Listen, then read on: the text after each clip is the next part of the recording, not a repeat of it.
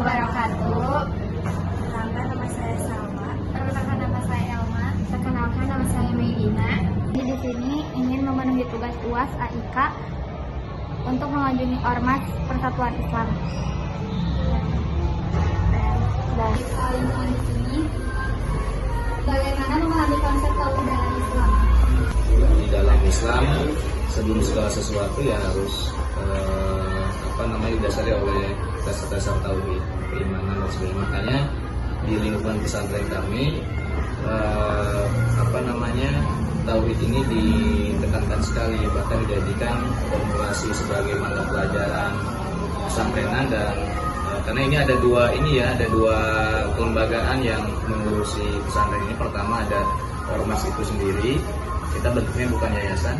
Yang kedua salurannya dengan Depakbud, afiliasinya dengan Departemen Agama, Kemenag lah kira-kira begitu. Nah, sehingga si mata pelajaran pun ada dua versi, ada yang versi persisnya, ada yang versi Kemenagnya, gitu posisinya. Untuk memformulasikan nilai-nilai tauhid, tentu kita menerapkan kurikulum yang berbasis tauhid, gitu, akidah. Nah, sehingga ini dijadikan sebagai bahan untuk ajar bagi para santri di kita. Itulah. Selanjutnya, bagaimana menghadapi keragaman agama dan kepercayaan di sekitar kita?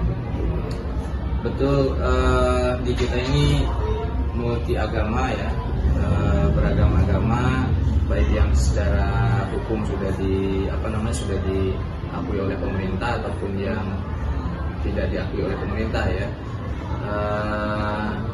Di pesantren kita selalu diingatkan, bahkan bukan hanya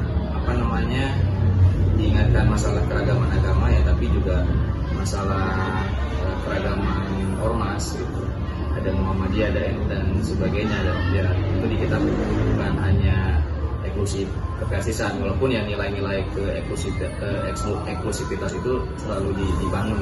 Ya wajar karena kita ada di wadah yang sedang kita lakukan ini. Nah, kita selalu mengajarkan budaya-budaya wasatiyah ya, tetapi wasatiyah dalam perspektif tidak berlebihan ya. Apa yang harus dijadikan sebagai bagian dari toleransi dalam hidup lah, sikap, kemudian respon dan sebagainya terhadap nilai-nilai keragaman tadi. Makanya di saat ini kita membuka keran-keran komunikasi dengan santri-santri atau siswa-siswa yang lain dalam organisasi, sehingga mereka membangun komunikasi tidak eksklusif, tidak tertutup, itu terbuka dengan gerakan organisasi lainnya, baik yang berhubungannya dengan dengan keagamaan ataupun non keagamaan, ya, misalkan culture, budaya dan sebagainya. Nah, tapi sejujurnya memang untuk mengenalkan secara langsung di dalam konteks realitas kayak misalkan lintas agama kita belum ya, baru sebatas mengenalkan secara konsep hukumnya saja gitu. Konsepnya seperti apa, keragaman di Indonesia itu kita kenalkan kepada santri-santri kita. Selanjutnya, bagaimana mempertahankan keimanan di tengah pengaruh media sosial? Nah, memang media sosial ini kan tergantung user ya, tergantung penggunanya. Sisi positifnya ada, sisi negatifnya ada gitu ya. Dan pengguna media sosial di Indonesia juga pengguna tertinggi ya gitu. Terutama media sekarang itu TikTok, Instagram kayak begitu. Dan di kita juga tidak dimungkiri banyak santri yang sudah memiliki akun media sosial yang tadi disebutkan. Kita ada pelajaran namanya akhlak, selain tadi tauhid, akhlak ini juga dijadikan sebagai kurikulum resmi gitu, yang baku diajarkan di tiap kelas, tiap jenjang ada, termasuk di tiap momen semacam di kita ada namanya baiat ya. Nah, momen baiat itu kita jadikan sebagai satu wasilah untuk menyampaikan pesan-pesan moral, pesan-pesan akhlak, adab. Terutama kita juga sering sentuh media sosialnya. Nah, bahkan di kita juga melalui kebekaan ya, itu sering memonitor perilaku atau aktivitas media sosial anak-anak kita di sini gitu posisinya. Sampai kita sejauh mana menggunakan adab di media sosial, akhlaknya di media sosial gitu. Nah, makanya sering terjadi temuan-temuan misalkan yang jadi problem kenakalan remaja yang semacam itu di media sosial. Ketika ketemu, kita takdir mereka, kita nasihati mereka, kemudian tentu ada untuk menindaklanjuti agar mereka tidak melakukan hal-hal yang negatif, tentu ada sanksi, ada hukuman, ada iqab lah kira-kira begitu. Nah itu sikap kita ya sebagai lembaga menyikapi fenomena berkembangnya media sosial, sehingga nilai-nilai keislaman, keimanan, ketakwaan dan nilai-nilai Islam lainnya itu harus ada di dalam aktivitas media sosial selanjutnya. Terus bagaimana mengatasi stres dari kecemasan akibat tekanan sosial? Betul. Pertama di sini pelajarannya ada banyak. Pertama itu. Yang kedua memang ada faktor eksternal ya, di luar sekolah, di luar pesantren. Misalkan faktor di rumah, termasuk faktor di media sosial gitu ya. Anak-anak itu ada yang kemudian mengalami tingkat kecemasan yang mungkin tinggi ya, lebih dari teman-teman yang lainnya. Nah, cara pengelolaan atau memanage masalah psikologis itu, kita kan di sini ada BK, ada kesiswaan. Biasanya BK sama kesiswaan ini selain memberikan atau memonitor perilaku santri, mereka juga memberikan stimulan atau motivasi kehidupan, termasuk sering mengadakan forum konsultasi gitu ya bagi anak yang memiliki masalah problem baik di sekolah ataupun di luar sekolah bahkan gitu, termasuk bahkan orang tuanya juga sama di konseling gitu ya. Nah, itulah diantaranya cara kita untuk meredam atau cara preventif ya, agar dan bahkan menjadi solusi lah bagi santri untuk meminimalisir biar tidak stres dengan pelajaran, dengan dinamika media sosial, termasuk dinamika di rumahnya sendiri gitu. Itu mereka kadang sering curhat secara personal ke BK sama kesiswaan lah biasanya, selain ke wali kelas atau ke guru tertentu mereka gitu. Apa strategi untuk menghindari pengaruh buruk media sosial? Pertama kita meminimalisir dulu penggunaan HP ya.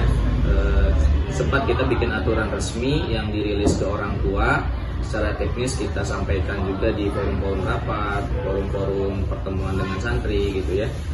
Dan kita adakan razia untuk feedbacknya ya, dari ya bukan feedback atau dampak aturan itu kita adakan razia gitu ya. Karena sering sekali juga santri menggunakan HP tidak sesuai dengan aturan.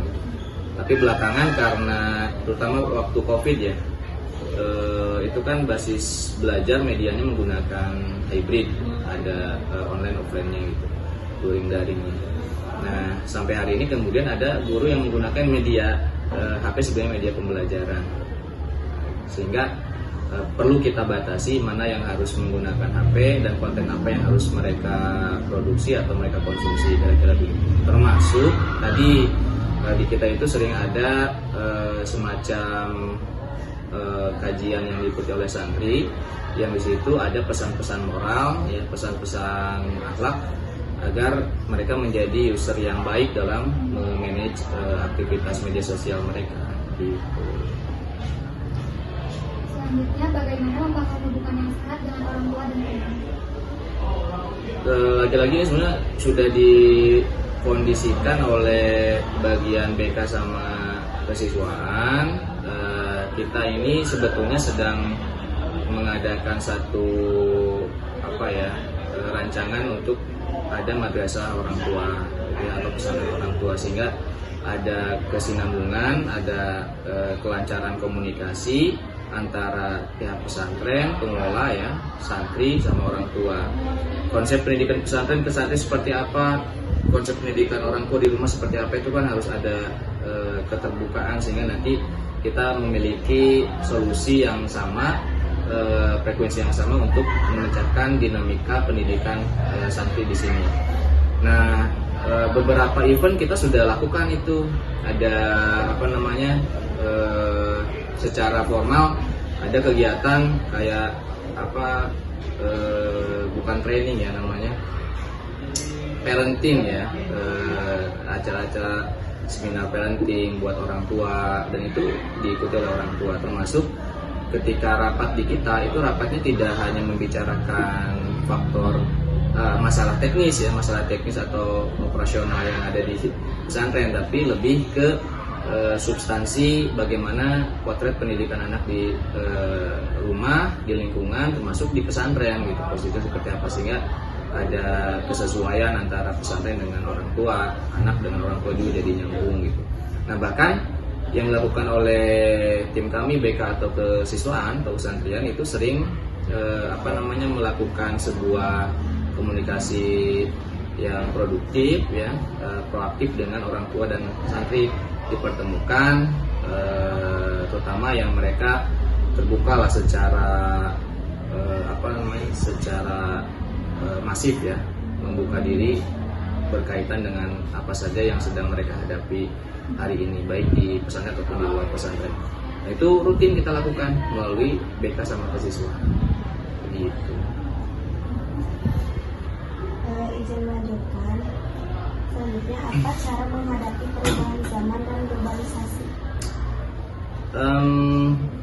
Di dalam konsep pendidikan pesantren persis pada umumnya ya, karena sudah ada kurikulum tersendiri, kita ini memang tujuannya kan tafakufidin, kemudian kita terjemahkan dalam bentuk konsep kurikulum dan silabus, sehingga masuk ke dalam mata pelajaran. Nah, kita menyiapkan santri-santri ini menjadi santri-santri yang punya mental sehat, kemudian punya wawasan luas, punya basic yang kuat ya dalam masalah-masalah keagamaan, sehingga kita juga memfasilitasi mereka dengan wasail atau wasilah-wasilah perantara-perantara yang produktif. Misalkan mereka disiapkan menjadi generasi pemimpin ke depan melalui forum-forum kegiatan latihan dasar kepemimpinan ya, dengan di situ ditampilkan isu-isu yang dari mulai lokal sampai dengan global ya gitu.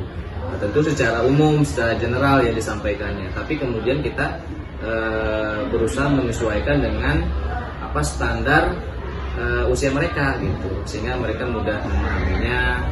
Tapi kan hari ini arus teknologi informasi sangat deras ya, kita hanya menstimulan mereka cepat mengakses informasinya, mudah memahaminya, kira-kira begitu. Nah, kita siapkan fasilitas itu, pendidikan kepemimpinan, kemudian pendidikan dasar-dasar akidah ya, untuk menghadapi arus globalisasi yang begitu cepat dari itu.